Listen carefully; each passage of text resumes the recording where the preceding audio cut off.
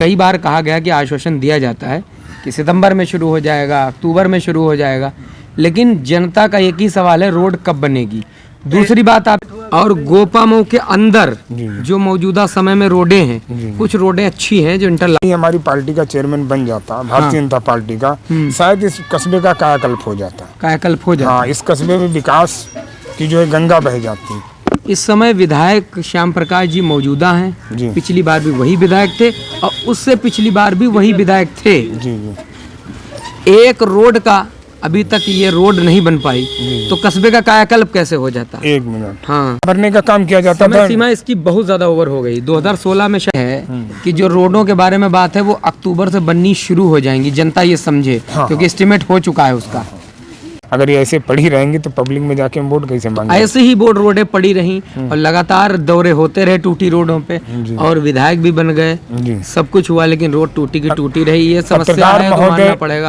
पुराना petrol pump वाली road ले लें, ये झरझर रोडें हैं। क्या आपने सवाल उठाया? जी, ये सवाल आपका जायज है। हमारे बड़ी बाजार से नमस्कार, आदाब दोस्तों, मैं कलीम जफर। निकाय चुनाव करीब है और बीजेपी नेता हमारे साथ इस वक्त मौजूद हैं। उत्तर प्रदेश सरकार से नामित सभासद हैं जो कस्बा गोपामऊ में नगर पंचायत है उसके हैं, और बीजेपी नेता, उनसे उनके बारे में थोड़ी सी डिटेल पूछेंगे और उनसे सरकार से जुड़े हुए बहुत सारे सवाल करेंगे जो जनता कर रही है। जनता ने बहुत सारे सवाल पूछे, उनसे इस बारे में बात करेंगे। चलिए हम सीधे बात ही करते हैं और नफीस नेता के पास चलते हैं। नफीस जी, आरजे खबर में आपका बहुत बहुत स्वागत है। धन्यवाद। सबसे पहले जनता को आप ये बताइए, आप किस पद पर हैं बीजेपी में? मैं भारतीय जनता पार्टी में गोपामऊ मंडल में मंडल मंत्री हूँ, और हम उत्तर प्रदेश शासन द्वारा आप तो बता ही चुके हैं, नामी सभासद भी। हमारा नाम लोग हमें नफीस नेता के नाम से जानते हैं। आज जो लोग हमें क्षेत्र में, प्रदेश में, जिले में जानते हैं, वो भारतीय जनता पार्टी की देन है।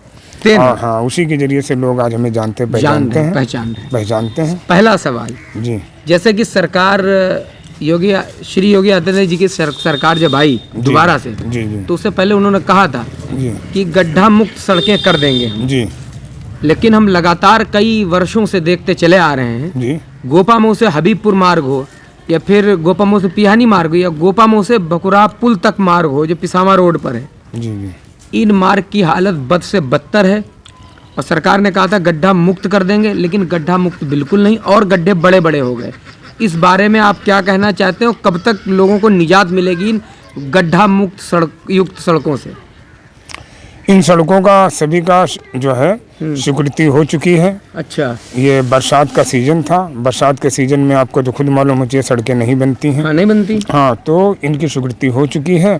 और जब सड़क कोई बनती है तो उसका जो इसका क्या नाम एस्टीमेट होता है। एस्टीमेट के अलावा ये ऐसे किसी ने किसी ठेकेदार ने सड़क बनाई तो शायद हमारी समझ से 5 साल तक गारंटी 5 साल। हाँ, 5 साल तो इसका समय सीमा इसकी पूरी हो चुकी है। अच्छा। बहरहाल जब गड्ढे होते थे, जहाँ तहाँ अगर हो जाते थे तो उन गड्ढा भरने का काम किया जाता था। सीमा इसकी बहुत ज्यादा ओवर हो गई। 2016 में शायद ये बनी थी।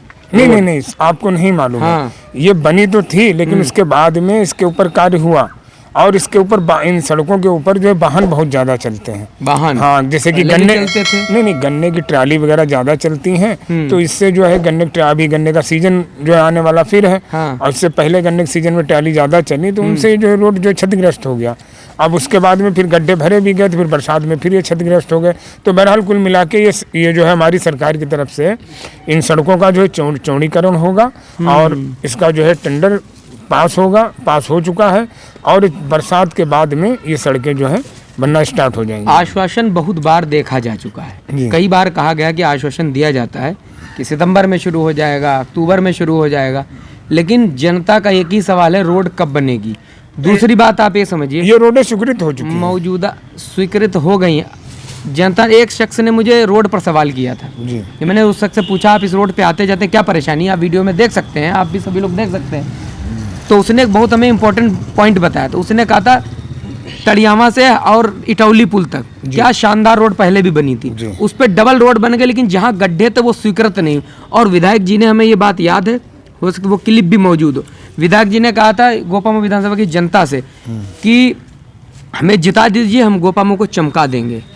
और रोडों का अभी तक निर्माण नहीं हुआ, और कब सरकार बनी, कब विधायक बने, बहुत समय हो गया, क्या कहना चाहते हैं? देखिए, विधायक जी इसके लिए प्रयासरत हैं। और आपको विधायक जी के बारे में एक बात और बता दूं। हाँ बताइए। हमारे पूरे जिले की तो खैर जो है हम बात नहीं करेंगे, जहाँ तक हमारी जानकारी में है, शायद पूरे प्रदेश में जो विधायक जी हमारे हैं, हर ज्वलनशील मुद्दे के ऊपर अपने, चाहे उनकी फेसबुक आईडी आप देख सकते हैं, ट्विटर देख सकते हैं, वो विधानसभा में भी हर मुद्दे को उठाते हैं और इस चीज़ की परवाह नहीं करते हैं कि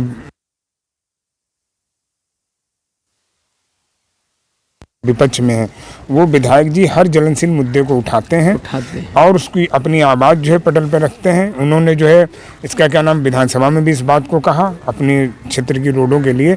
बहरहाल कुल मिला के, बाकी शायद आपको जानकारी नहीं है, हरिहरपुर से अभी रोड जो है जानकारी है, उसमें विधायक जी ने उसका वो किया था, शुरुआत की, हाँ, उद्घाटन किया था, उद्घाटन वगैरह किया। तो मैंने वो देखा था। जी। वो रोड खराब थी, लेकिन उससे पहले से ये रोड खराब है, लेकिन अभी नहीं बनी। अब एक सवाल आपसे और करना चाहता हूँ कि मुद्दा हो गया रोड का, अब मुद्दा आता है, आप मनोनीत सभासद हैं जी, नामित मनोनीत कह सकते हैं जी जी, नगर पंचायत चुनाव करीब आने वाले हैं जी। क्या आपकी पार्टी अपने टिकट पर चुनाव लड़ाएगी? जी, लड़ाएगी। अभी तक पूरी संभावना है, संभावना पूरी लड़ाएगी। तो आप क्या अपनी पार्टी जिसको टिकट देगी उसके साथ काम करेंगे?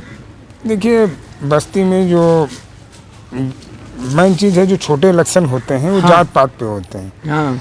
और मसला ये है, अगर पहले ही हमारी पार्टी का चेयरमैन बन जाता, भारतीय जनता पार्टी का, शायद इस कस्बे का कायाकल्प हो जाता। कायाकल्प हो जाता। हाँ, इस कस्बे में विकास की जो है गंगा बह जाती।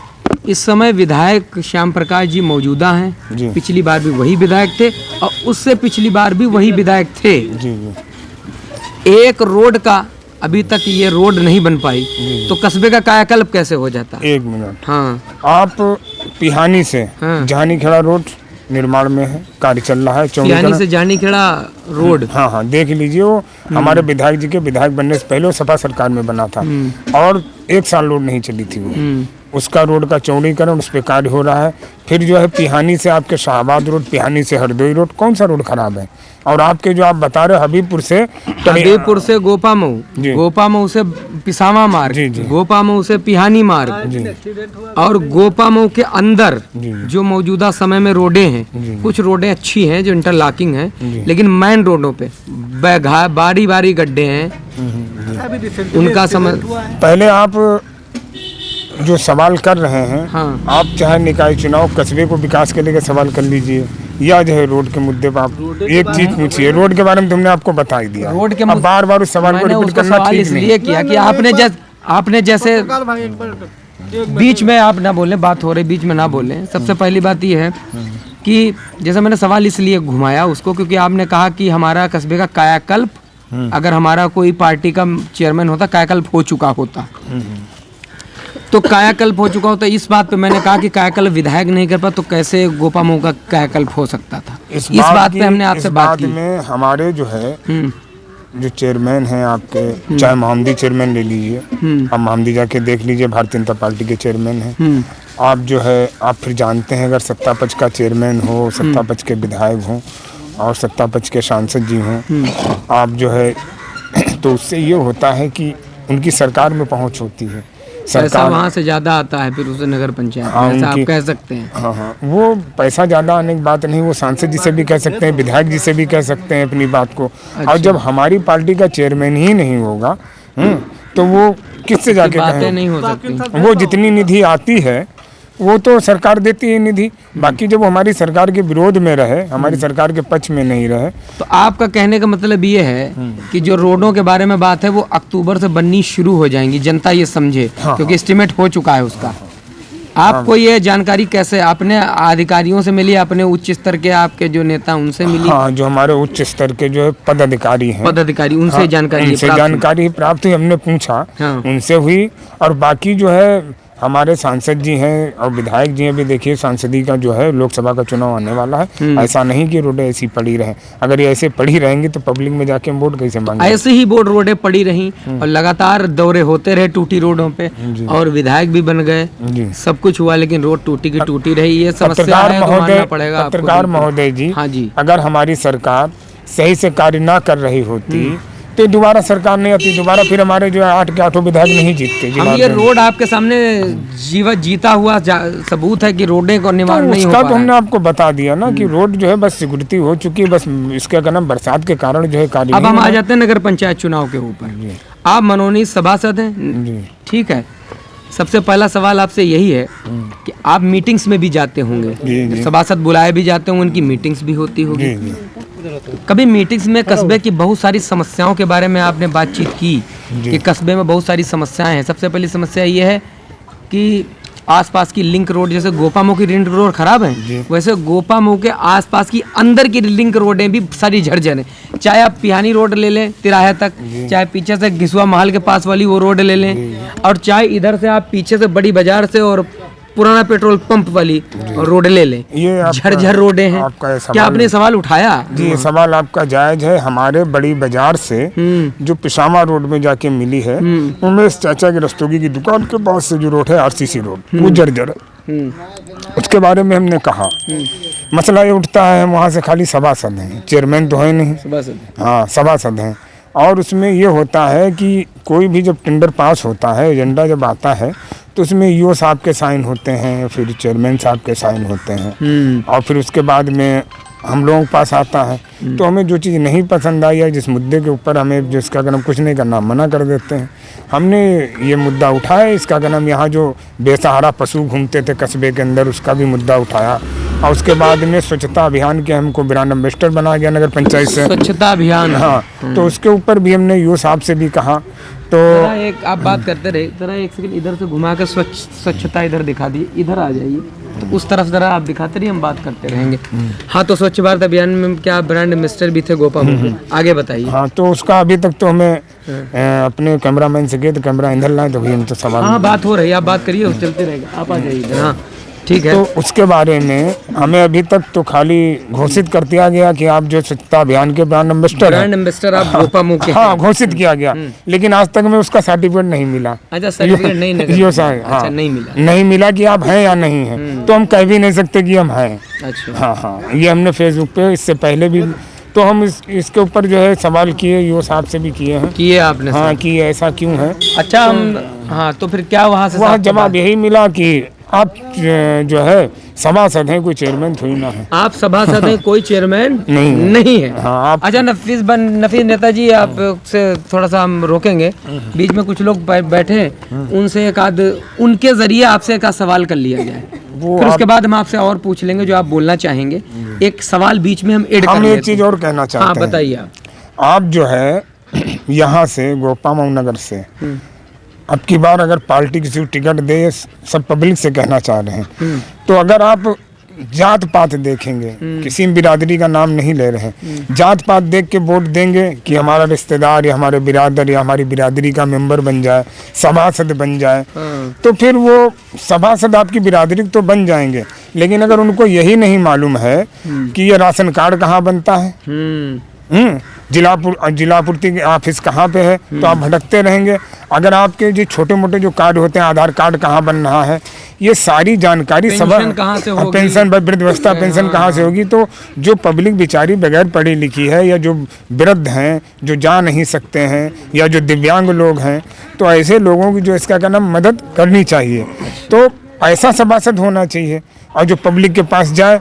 बस जब इलेक्शन जब आता है नज़दीक, तो उसमें ये चलता है कि हम आप बिरादर हैं, आपके रिश्तेदार हैं, तो पब्लिक भी बिरादर रिश्तेदार को वोट दे, इसकी पब्लिक भी दोषी है। आपका कहने का मतलब ये है कि बिरादर और रिश्तेदार को ना देखें, राइट कैंडिडेट को वोट करें, और जो एक अपने देसी भाषा में कहते हैं जो फॉरवर्ड हो, फॉरवर्ड हो, जो कार्यशील हो, जिसको हर विभाग की जानकारी हो कि कौन सा कराने में सक्षम हो पाए। तो ये कहेंगे भाई भारतीय जनता पार्टी सरकार है और सत्ता पक्ष से हमें उसमें इसका कहना, हमने कन्नौजी पूर्वी से हम चुनाव लड़े थे। क्या इस बार आप चुनाव लड़ेंगे सभासदी का कहीं से? अरे सभासदी छोड़िए, अगर पार्टी चेयरमैन टिकट है तो चेयरमैन लड़ेंगे। चेयरमैन का आप लड़ सकते हैं बिल्कुल। चलिए अब एक जनता से सवाल ले लें। लेकिन ये जब जो है पार्टी टिकट देगी, अगर पार्टी ने हमको सभासदी टिकट दिया तो हम भाई देखिए जो हमारा संगठन हमको आदेश करेगा, आपका जो संगठन ऑर्डर करेगा आप वैसा ही करेंगे, क्योंकि हम जो संगठन से जुड़े हुए हैं, पार्टी से जुड़े हुए हैं, तो पार्टी की गाइडलाइन से हटके हम कोई कार्य नहीं कर सकते। ठीक है, अपनी मर्जी से। तो जनता का एक सवाल ले लेते हैं हम इस वक्त। जी नफीस नेताजी आपके सामने बात कर रहे हैं जी, क्या आप इनसे सवाल करना चाहते हैं? सबसे पहले तो जैसे इन्होंने बताया कि जो है जातिगत वोट नहीं करना चाहिए, इन्होंने बताया अच्छी बात है, नहीं करना चाहिए। विकासशील जो युवा प्रत्याशी हों या जो विकास कर सकते हैं उन्हीं को वोट करना चाहिए। लेकिन इनकी पार्टी है जो बीजेपी पार्टी, उसकी विचारधारा इस बात से बिल्कुल अलग है। अच्छा। जैसे हमारे माननीय मुख्यमंत्री जी बात करते हैं अपने भाषणों में, जो अभी जो है इलेक्शन के दौर में, कि अब्बा जान वाली बात, या जो कपड़ों से पहचान लेंगे। हाँ। तो ये एक इस बात से एक संदेश जा रहा था कि एक विशेष वर्ग को टारगेट कर रहे हो आप। अच्छा। ठीक है। दूसरी बात हम करेंगे, जैसे रोड पे इन्होंने बात की कि गन्ने के सवाल का जवाब। हाँ ठीक हो गया। जो पहला सवाल का उसका हम जवाब देते हैं। आप बताइए।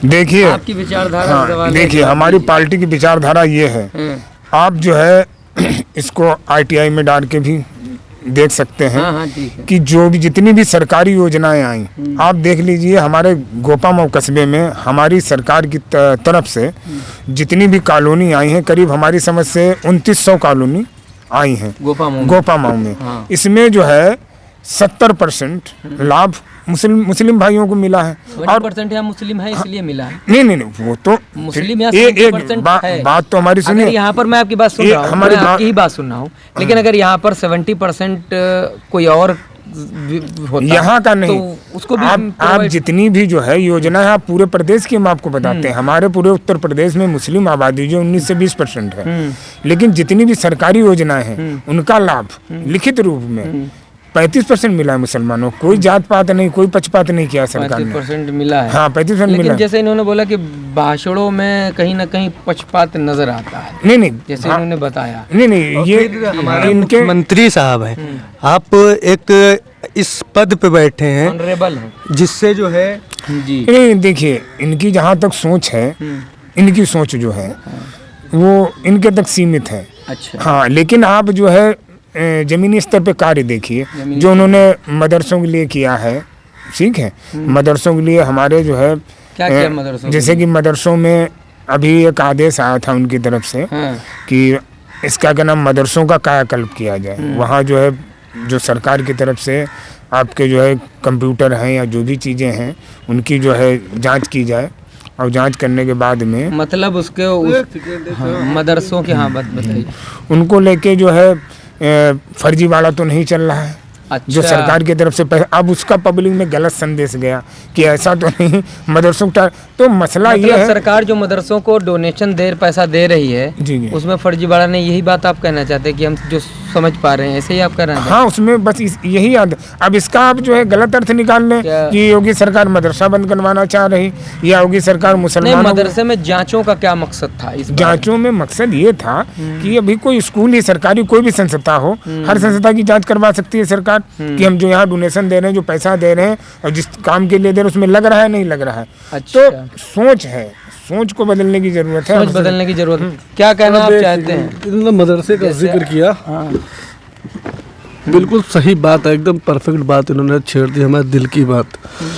ये सरकारी मदरसों की बात करें, वो मदरसे जो गजस्टेड है, जो गजस्टेड है, जिनको गवर्नमेंट अथॉरिटी देती है, गवर्नमेंट देती है। हम भी चाहते हैं, इस फैसले से हम भी बहुत खुश हैं कि योगी जी ने मदरसों की जांच कराई, लेकिन शर्त यह है कि निष्पक्ष जांच होनी चाहिए।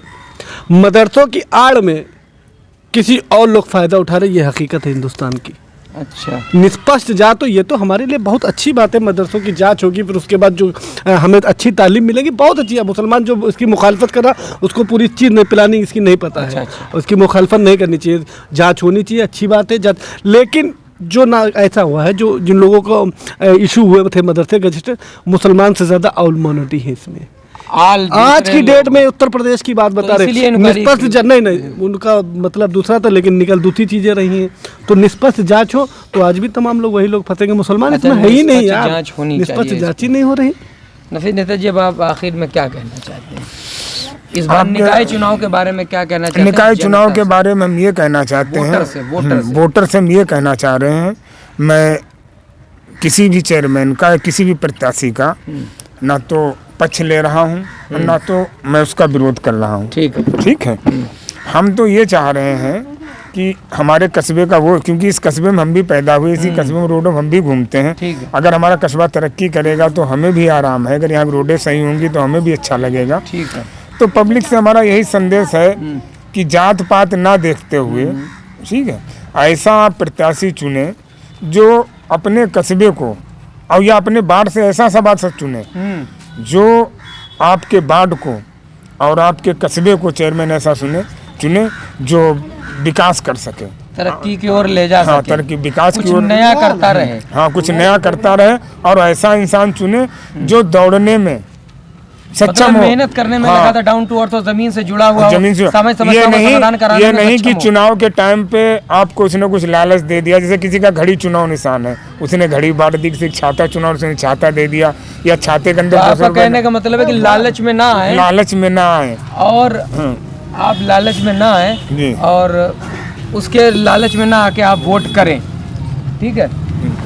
तो आपसे बात हो रही थी नफीस नेता जी, और आपने बहुत सारे सवालों के जवाब अभी हमने ये जवाब नहीं पूरा हुआ। और रही बात चेयरमैन की बात, कोई भी चेयरमैन हो, ये जल्दी से जवाब दीजिए, वीडियो बड़ा हो रहा है। पब्लिक सभासद रहे हैं, पब्लिक को ये सोचना चाहिए जो हमारे कस्बे में विकास कर सके। हम देखते हैं कि यहाँ हमारे गोपा माऊ में जो है, हमारा पिहानी कस्बा है, पास में शाहाबाद है, ये सब तरक्की किए हुए डेवलप हैं कस्बे। हमारा गोपा माऊ इतना क्यों पिछड़ा हुआ है? दूसरी बात आपने बताया, नहीं, हम आपसे सवाल कर रहे हैं।